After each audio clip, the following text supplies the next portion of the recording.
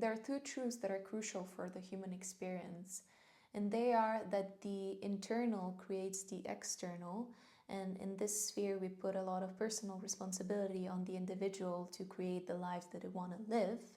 And the other one is that the external actually influences and creates the internal.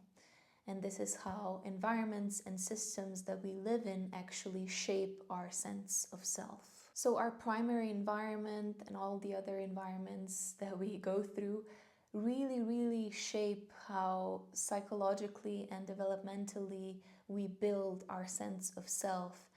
They shape our inner voice that is supposed to prepare us for the world outside of our primary environment. But when we grow up in a toxic system, so for example, the scapegoat growing up in the toxic system, what gets internalized is the toxic system's toxicity.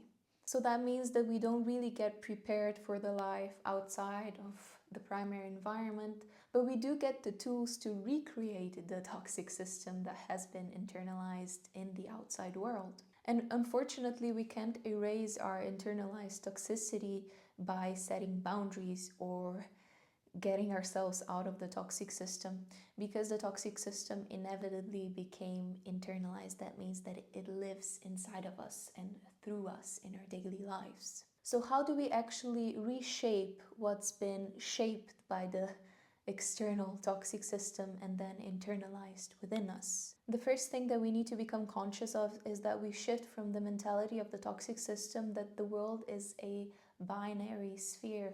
That means that it's created on the basis of good and evil, or a black and white mentality.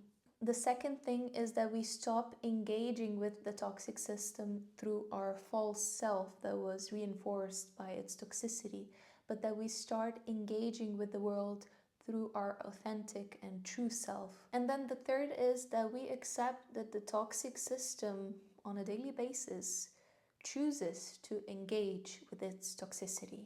And while, sure, the toxic system lacks the capacity to do better, they are still responsible for not developing and changing its internal structure. They are still responsible for the ultimate damage that its toxicity is causing to the scapegoat, the other members of the toxic system, and ultimately to the system itself.